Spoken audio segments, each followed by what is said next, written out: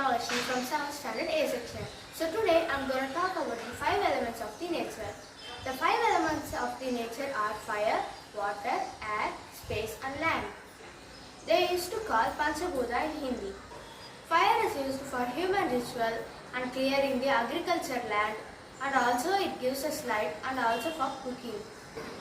Air. The oxygen present in air helps us in burning of fires. Space. Without this we can't able to guess whether that's day or night. Land. Land is used for agriculture and etc. Water. Without water nothing can be able to survive, and also water is used for cooking and drinking and etc. These 5 elements are important for our life.